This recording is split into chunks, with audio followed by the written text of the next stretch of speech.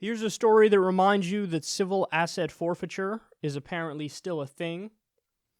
64-year-old immigrant sues after Border Patrol seizes his life savings without charging him a crime. They stole his life savings. So it's an Albanian immigrant named Rustem Kazazi. He's 64 years old. He tried to bring back $60,000 to Albania for his family.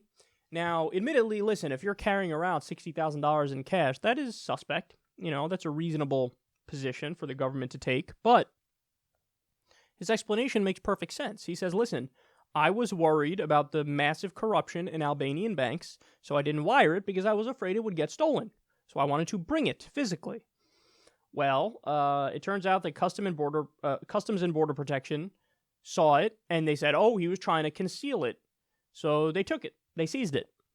And now it's a pain in the ass and a long court proceeding in order for him to try to get it back. Because there's no easy process set up whereby you can object to them just taking your money. So understand what we have in this country. This is very important, and a lot of people don't understand this. We have legalized robbery by cop. Because all they have to do is assert that they think whatever your property in question is, usually money, but they'll say, we think this is involved in some sort of criminal activity. So therefore, we're going to flip the burden of proof now. It's supposed to be innocent until proven guilty. They flip it. Now it's guilty until proven innocent. They take the money, and now the burden is on you to get back your own shit.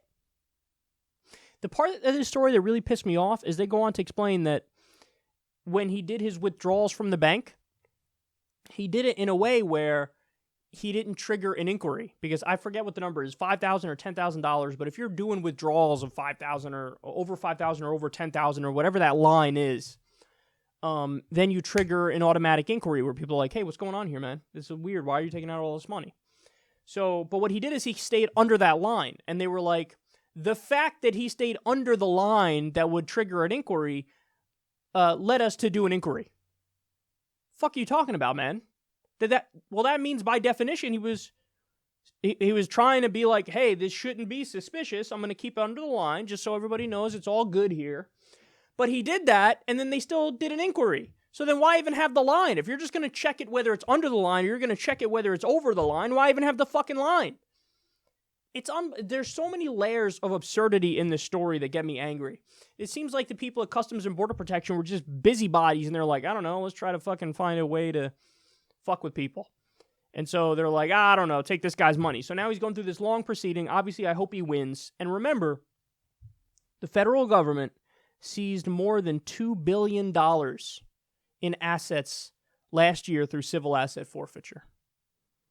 That means there was more money stolen by the federal government than there was money stolen through burglaries. So the authorities are more likely to steal shit from you than people who steal are going to steal shit from you. That says a lot about how much the system fucks you over. And typically, the problem is the system. It's not usually the aberrations here and there, the criminals here and there. It's more likely that the system is going to fuck you in one way or another. And this is a clear example of it here.